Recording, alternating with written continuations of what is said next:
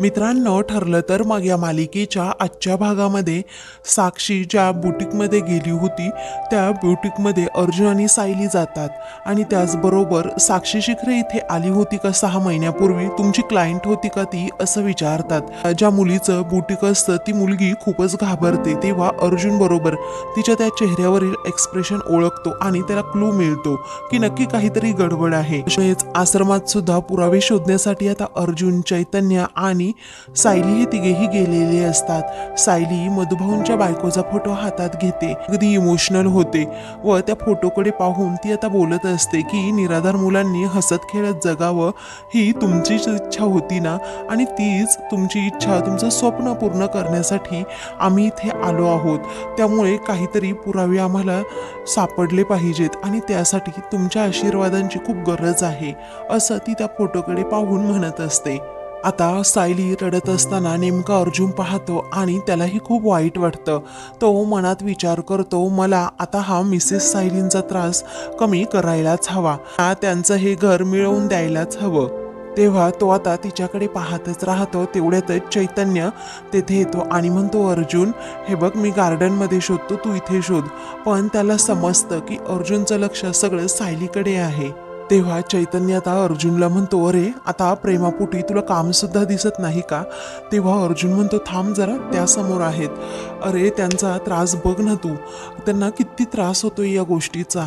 त्यावेळी चैतन्य म्हणतो, ठीक आहे, वहिनींचा त्रास कमी करण्यासाठीच आपण हे सगळं काही करत आहोत, बरोबर ना? मी बाहेर गार्डनमध्ये शोधतो, तुम्ही इथे शोधा, असं चैतन्य म्हणतो आणि तेथून जातो. तेव्हा अर्जुन सायली जवळ जातो आणि म्हणतो, तुमची सिच्युएशन मला समजते मिसेस सायली, परंतु आपल्याला आता कामावर फोकस करायला हवा.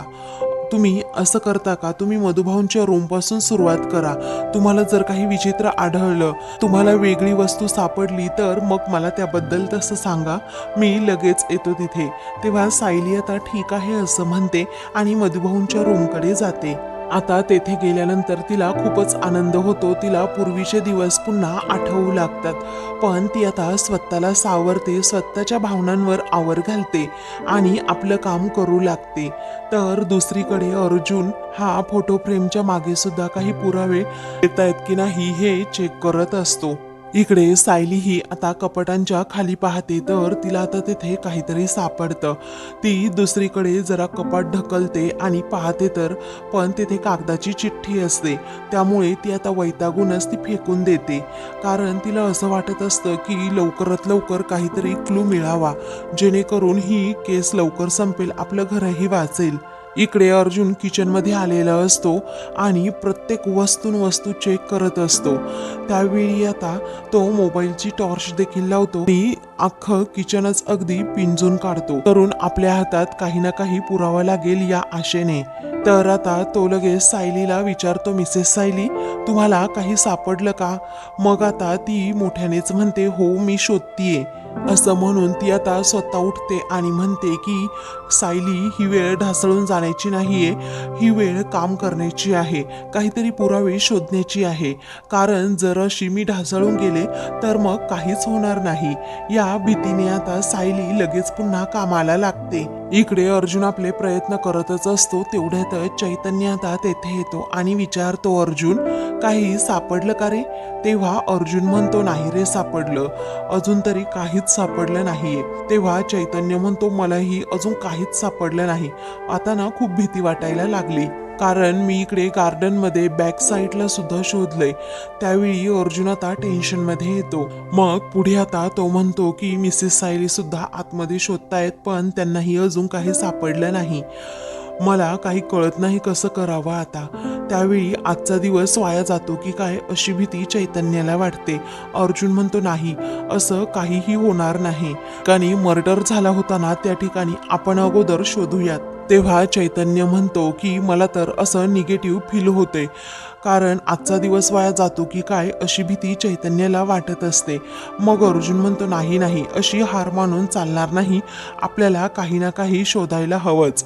असं म्हणून आता तो लगेच आतमध्ये जातो आणि चैतन्याला तेथेच थांबायला सांगतो. तेव्हा अर्जुन आता इकडे ज्या ठिकाणी खून झालेला असतो त्या ठिकाणी येतो आणि त्या ठिकाणी आल्यानंतर तो इकडे तिकडे पाहतच राहतो, म्हणतो की मी काहीतरी मिस करतोय. तेव्हा आता कशा प्रकारे हा खून झाला असेल किंवा साक्षी कुठे असेल, प्रिया कुठे असेल, त्याचबरोबर विलास कुठे असेल, असं तो रिक्रिएट करण्याचा प्रयत्न करत असतो आणि त्याच दिशेने तो पुरावे शोधण्याच्या प्रयत्नात असतो. इकडे सायली सुद्धा कपाटात काही मिळतंय की नाही हे पाहत असते. चैतन्य आपापल्या परीने शोध घेतच असतो. इकडे अर्जुन हा एका कॉटखाली लाईट ऑन करून पाहतो, तर आता तिथे त्याला काहीतरी असं चमकल्यासारखं दिसतं. तो सारखा सारखा मोबाईलची टॉर्च लावून शोधण्याचा प्रयत्न करत असतो, पण आता त्याला व्यवस्थित काही दिसत नसतं आणि त्या वस्तूपर्यंत जाता सुद्धा येत नसतं, कारण तेथे कॉट असते. मग आता तो चैतन्याला आवाज देतो. इकडे चैतन्य हातातलं काम टाकून अर्जुनकडे धाव घेतो आणि विचारतो, काय झालं अर्जुन? मग आता अर्जुन म्हणतो की ही कॉट अगोदर बाजूला घेतो. मग आता ते दोघेही ती कॉट बाजूला घेतात आणि मग अर्जुन म्हणतो, बघ इथे काहीतरी शाईन करते. तेव्हा अर्जुन आता ती वस्तू हातात घेतो आणि चैतन्याकडेही देतो. नक्की त्यांना समजत नाही काय आहे ते. त्यावेळी तो आता सायलीला आवाज देतो. तेव्हा सायली आता तिथे धावतच येते आणि विचारते, काय झालं अर्जुन सर? मग आता तो म्हणतो, एखादी हेअरपिन असेल तर द्या ना. तेव्हा सायली लगेच हेअरपिन देते आणि तेथे निरखून पाहत असते नक्की यांना काय सापडलंय. त्यानंतर ते तिघेही निरखून पाहत असतात नक्की ते काय आहे आणि ते काढण्याचा हेअरपिनने प्रयत्न करतात. आता अर्जुनने खूप प्रयत्न केल्यानंतर वस्तू तो फायनली आता काढतो. मग आता अर्जुन त्या वस्तूकडे पाहतच राहतो. तो म्हणतो, हा तर लेडीज आयटम दिसतोय कोणता तरी, म्हणजे पर्सचा वगैरे तुकडा असेल. तेव्हा चैतन्य देखील पाहतो आणि म्हणतो, मला नाही वाटत पर्सचा वगैरे असेल. तेव्हा अर्जुन म्हणतो, मिसेस सायली, हा तुमच्या पर्सचा तुकडा आहे का? कारण खूप जुनाट तुकडा दिसतोय ना, त्यामुळे मी विचारतोय. तेव्हा सायली म्हणते, नाही हो, माझ्या पर्सला असं काही नसतं. मग आता ती स्वतः ते हातात घेते आणि म्हणते की अहो, हा तर सोन्याचा तुकडा दिसतोय आणि तिच्या माहितीप्रमाणे आश्रमामध्ये तर सोनं कुणाकडेच नसतं. त्यामुळे ती आता तसं त्याबद्दल अर्जुन आणि चैतन्याला देखील सांगते. तेव्हा चैतन्य म्हणतो, अहो, आश्रमामध्ये तुम्ही खूप बायका राहत होत्या ना, म्हणजे कुसुमताई, काकू, त्याचबरोबर मुलं होती, खूप मुली सुद्धा होत्या. मग त्यापैकी कुणाचा असेल तर हे? त्यावेळी सायली म्हणते, नाही हो, इथे खाण्याची मारामार होती आणि सोनं कुठून येणार इथे? तेव्हा अर्जुन विचारात पडतो, त्या आश्रमामध्ये सोनं आलं तरी कुठून? हाच विचार आता ते तिघेही करू लागतात. त्यानंतर सायली आता म्हणते, कुणाकडे कानातले असायचे किंवा कुणाकडे एखादी चेन, बाकी काहीच नव्हतं. मग आता हा तर मला कानातल्याचा तुकडा वाटतच नाही, असं सायली स्पष्टपणे अर्जुनला म्हणते. तेव्हा अर्जुन म्हणतो, आणि चैनचा तर अजिबात नाही, कारण चैनचा तुकडा असा नसतो, हा कुठल्या तरी महागड्या दागिन्यांचा तुकडा आहे असं मला वाटतंय. तेव्हा चैतन्य आता विचार करू लागतो की हा सोन्याचा तुकडा साक्षीचा तर नसेल. पुढे आता सायली म्हणते, हा तर कानातल्याचा तुकडा नाहीये आणि आश्रमातला सुद्धा नाहीये. मग आता अर्जुन म्हणतो, एनिवे आपण हा एव्हिडन्स बॉक्समध्ये ठेवूयात, जेणेकरून आपल्याला नंतर त्याची पडताळणी करता येईल. तेव्हा सायली आता ठीक आहे असं म्हणते. त्यानंतर ते तिघेही एव्हिडन्स बॉक्स जवळ येतात आणि त्यामध्ये तो सोन्याचा तुकडा ठेवतात. अर्जुन म्हणतो, ओके, आता आपण तिघेही वेगवेगळ्या दिशांना पाहूयात, वेगवेगळ्या रूममध्ये पाहूयात, कुणाला काही सापडते की नाही, कारण आपल्याला अशी हार मानून चालणार नाही. काहीही झालं तरी आजच्या आज हे पुरावे शोधलेच पाहिजे, आपल्या हातात खूप कमी वेळ आहे. तेव्हा सायली आणि चैतन्य हो म्हणतात. आता त्या तिघांचे पुन्हा एकदा प्रयत्न सुरू होतात, काही सापडतंय की नाही हे पाहण्यासाठी. मग तिघेही आपापल्या कामाला जातात. त्याचवेळी आता बाहेर सगळा पोलिसांचा पहारा असतो, जेणेकरून तेथे कुणीच येऊ नये यासाठी. पोलीस अगदी बारीक लक्ष ठेवत असतात की कुणी तेथे येतंय की नाही. मग आतमध्ये आता सायली ही किचनमध्ये जाते आणि त्या डब्यांमध्ये सुद्धा शोधू लागते. इकडे चैतन्य आता बाहेरचे कप्पे ना कप्पे शोधत असतो. तेथे जी छोटी छोटी कपाटं असतात, जे टेबल्स असतात, त्याच्या खाली सुद्धा शोधण्याचा खूप सारा प्रयत्न करतो. सायली आता इकडे किचन मध्ये असताना तिला ते पूर्वीचे सर्व क्षण आठवू लागतात. अशा प्रकारे मी सर्वांना जेवण वाढायची आणि जेव्हा जेवण उरायचं नाही तेव्हा मी त्या टोपावर ताट ठेवायची, जेणेकरून कुणाला कळू नये यामध्ये काहीच नाही येते. आणि मग स्वतः कधी कधी उपाशी राहायची. परंतु मधुभाऊंनी असं कधी केलंच नाही, मला कधी उपाशी राहू दिलंच नाही. हे सायलीच्या आता मनात सारखं सारखं येत असतं आणि मग ती तो टोप ठेवून देते आणि खूप इमोशनल होते. अर्जुनला जे काही काही संशयास्पद वाटत असतं ते सगळं तो आता एव्हिडन्स बॉक्समध्ये ठेवत असतो. त्यानंतर आता इकडे चैतन्याला काही वस्तू सापडतायत ना, त्या सर्व वस्तू तो घेऊन आता एव्हिडन्स बॉक्समध्ये टाकतो. बाहेर पोलिसांचा कडक बंदोबस्त असतोच. तर दुसरीकडे घरातील सर्वजण आता कॉफी पित असतात. तेव्हा पूर्णाजी आणि घरातील सर्वजण प्रतिमा बरोबर असल्यामुळे खूपच खुश असतात.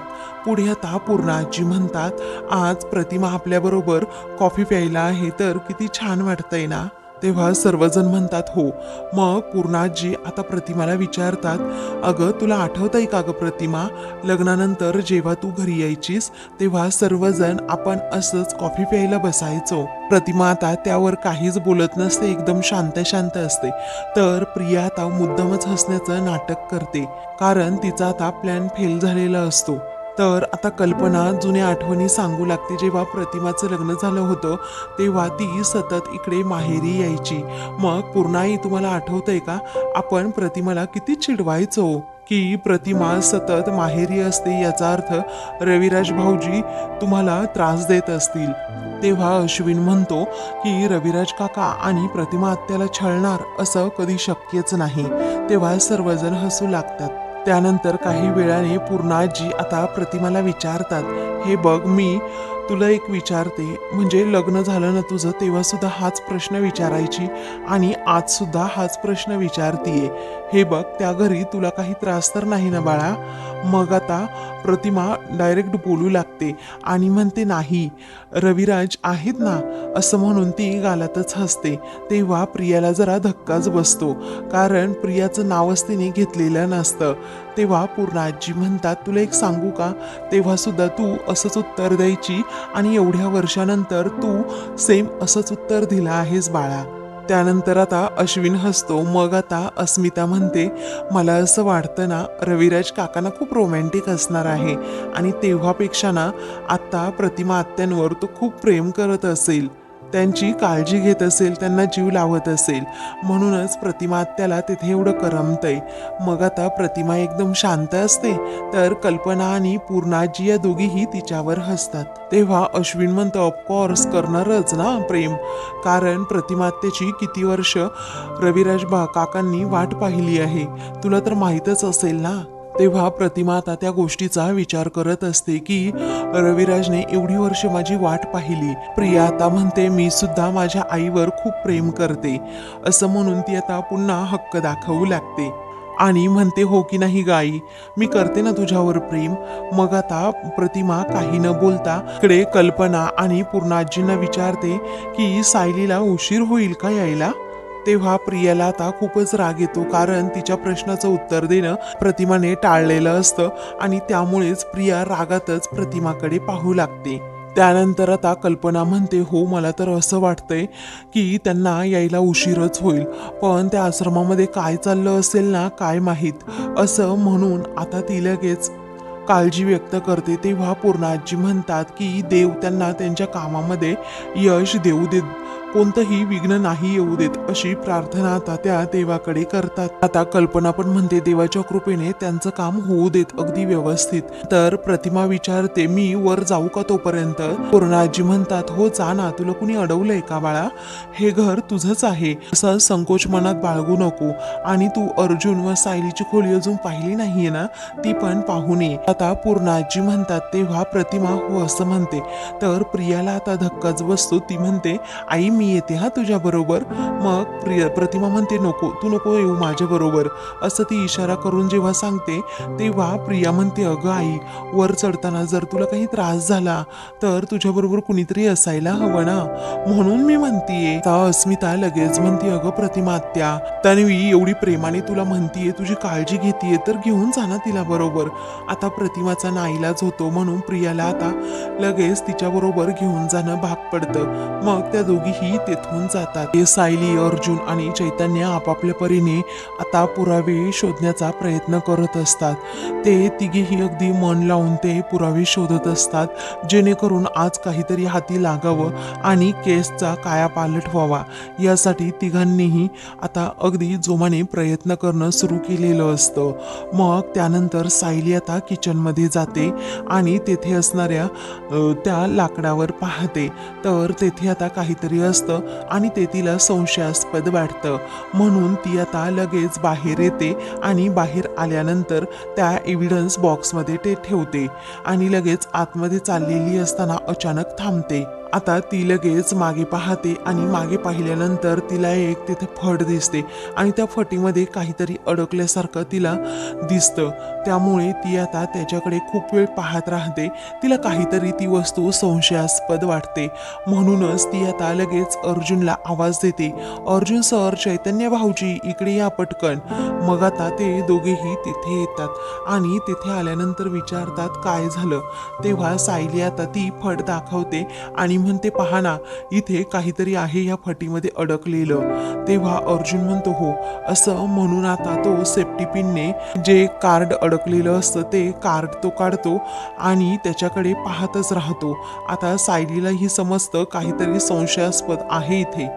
त्यानंतर आता अर्जुन त्यावरचं नाव वाचतो, तर प्रीतीज ब्युटिक असं त्यावर नाव लिहिलेलं असतं.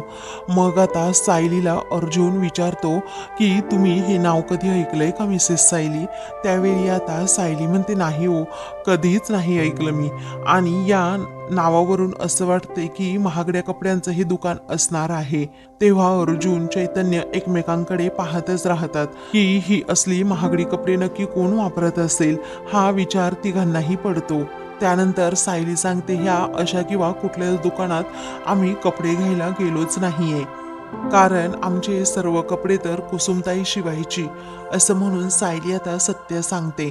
त्यानंतर सायली म्हणते की प्रिया असे कधी कधी कपडे वापरायची, पण ती स्वतः कधीच विकत घेत नव्हती. तिच्या मैत्रिणी तिला नेहमी कपडे द्यायच्या आणि ती ते नेहमी घालायची. त्यावेळी आता अर्जुनला संशय येतो आणि तो लगेच म्हणतो हे कार्ड सुद्धा बाहेरच्या कुणाचं तरी आहे, बरोबर ना.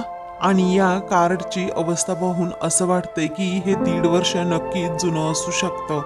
या फटीत अडकलं होतं म्हणून नक्कीच कुणाला हे कार्ड दिसलं नसेल, परंतु आता तुम्ही पाहिलं आणि आपण ते शोधले. त्यानंतर चैतन्य आता खूप गोष्टींचा विचार करतो आणि म्हणतो अर्जुन, तुला एक सांगू का, अरे आश्रमातलं कुणीही असे डिझायनर कपडे घालत नव्हतं किंवा असे महागडे कपडे घालत नव्हतं, परंतु डिझायनर कपडे, डिझायनर आउटफिट आहेत ना, ते फक्त साक्षी घालायची, मला चांगल्या प्रकारे आता माहीत आहे. तेव्हा अर्जुन आणि सायलीला मोठा हे कार्ड साक्षीचं असू शकतं का, हा प्रश्न त्या दोघांच्याही मनात निर्माण होतो. मग आता चैतन्य म्हणतो तुला एक सांगू का, आपण साक्षी इथे असल्याचे पुरावे शोधत होतो ना, मग आता साक्षी इथे असू शकते कारण तिच्या पर्समधून हे कार्ड पडलं असेल, बरोबर ना. त्यानंतर अर्जुन आता चैतन्याला विचारतो, अरे तू जरा आठवण्याचा प्रयत्न कर ना, साक्षीच्या तोंडून या ब्युटिकचं कधी नाव तू ऐकलं आहेस का. त्यावेळी आता चैतन्य म्हणतो, अरे आता ती एवढी शॉपिंग करायची, मी कोणती कोणती नावं लक्षात ठेवू, मला कळतच नाही, तरीही एकदा कार्ड ते बघू बरं. मग आता चैतन्य ते कार्ड हातात घेतो आणि त्याकडे पाहत राहतो, त्यावरचं नाव वगैरे सगळं काही वाचतो आणि म्हणतो की मी अशा 56 ब्युटिकमध्ये तिला ड्रॉप केला आहे. तेव्हा तो आता पाहतो आणि म्हणतो याच्यावरचा ॲड्रेस तर पनवेलचाच आहे. तेव्हा अर्जुन आता लगेच ते कार्डवरील ॲड्रेस पाहतो आणि विचार करतो, आता आपल्या हाती काहीतरी लागलं आहे म्हटल्यावर आपण तेथे जाऊन चौकशी करायला हवी. असं तो आता सायली आणि चैतन्याला म्हणतो की आपण त्या बुटीकमध्ये जाऊ आणि तेथे त्यांना विचारू, साक्षी तुमच्या बुटीकमध्ये येते का आणि इथे ती शॉपिंग करते का, 1.5 वर्षापूर्वी तिने काही खरेदी केलं होतं का, या सगळ्या डिटेल्स तिथे जाऊन आपण विचारू. मग आता चैतन्य म्हणतो, परफेक्ट, आपण असंच करूयात अर्जुन, तू काळजी करू नकोस. तेव्हा सायली म्हणते की असं जर झालं म्हणजे बुटीकवालीने सांगितलं की साक्षी इथे नेहमी कपडे घेते किंवा इथे नेहमी येत असते, 1.5 वर्षापूर्वीचं काहीतरी आपल्याला बिल वगैरे सापडलं, तर मग आपल्याला विलासच्या खुनाचा संबंध थेट साक्षीशी आहे हे सिद्ध करता येईल का. तेव्हा अर्जुन म्हणतो, अगदी थेट आपल्याला तिच्यावर आरोप करता येणार नाही, परंतु आपल्याला हे तर सिद्ध करता येईल ना, साक्षी थेट आश्रमाच्या आतमध्ये आली होती म्हणून आणि ती विलासचा खून करू शकते. तेव्हा मग आपण लगेच दुकानात जाऊयात का असं सायली विचारते. तेव्हा चैतन्याला आता आनंद झालेला असतो, कारण तो मनात विचार करत असतो की आता साक्षी बरोबर तावडीत सापडली. मग अर्जुन म्हणतो, आपण दुकानात जाऊयात, परंतु हे अगोदर एव्हिडन्स बॉक्समध्ये कार्ड ठेवूयात. असं म्हणून तो लगेच त्या एव्हिडन्स बॉक्समध्ये ते कार्ड ठेवतो. त्यानंतर सायली म्हणते, मला एक विचारायचंय, आपण अजून 5 मिनिट आहे तर काहीतरी शोधूयात का इथे. त्यावेळी अर्जुन म्हणतो, हो 5 मिनिटं आहेत ना, तुम्ही दोघे आतमध्ये जा, मी इथेच शोधतो. तेव्हा सायली आता ठीक आहे असं म्हणते. तेव्हा आता अर्जुन त्या एव्हिडन्स बॉक्सकडे पाहतच राहतो.